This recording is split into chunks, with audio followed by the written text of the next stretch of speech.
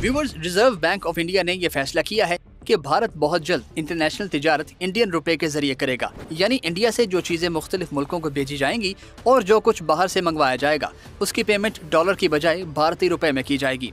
ये सब कैसे किया जाएगा और इसके क्या क्या फायदे होंगे, और अगर इंडिया ये कर सकता है तो पाकिस्तान क्यों नहीं, ये सब हम आपको बताएंगे इस वीडियो में। तो व्यूअर्स, सबसे पहले तो जरा ये जान लें कि आलमी तिजारत ज्यादातर डॉलर्स में की जाती है। इसके अलावा बरतानवी पाउंड और यूरो में भी। इसलिए हर मुल्क के पास ये करेंसियां खासकर डॉलर्स मौजूद होते हैं, जिन्हें ज़र मुबादला के ज़खायर कहते हैं। ज़र मुबादला के ये ज़खायर इंतहाई अहम होते हैं, क्योंकि इन्हीं से तो कोई भी मुल्क कोई चीज़ खरीदता है और उन्हीं में बेचता है। मगर इंडिया ने एक रेवोल्यूशनरी स्टेप उठाया है।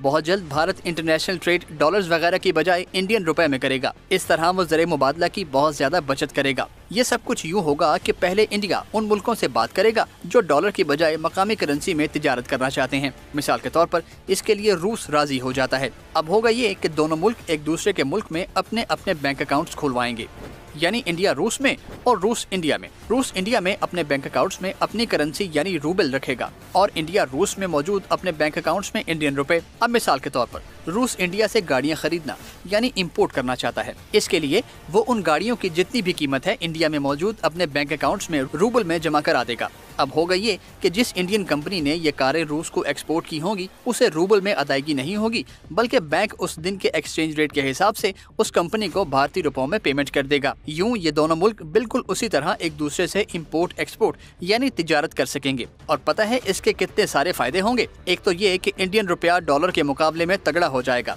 क्योंकि डॉलर में ट्रेड ना करने से डॉलर पर प्रेशर में कमी आएगी। दूसरा ये कि रुपया इसलिए भी मजबूत हो जाएगा क्योंकि उसकी डिमांड बढ़ जाएगी, और डिमांड इसलिए बढ़ेगी कि ट्रेड जो रुपए में हो रही है।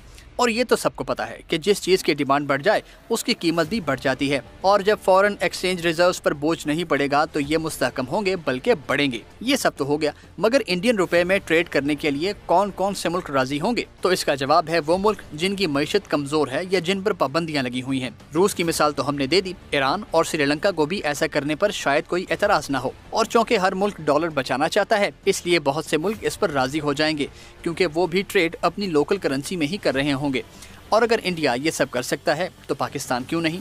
हम भी ये सब करके डॉलर बचा सकते हैं और पाकिस्तानी रुपए को तगड़ा कर सकते हैं। ऐसा चीन के साथ करने की भी कोशिश की गई थी, मगर फिर ये मामला वहीं रुक गया और हम इन फायदों से महरूम रहे।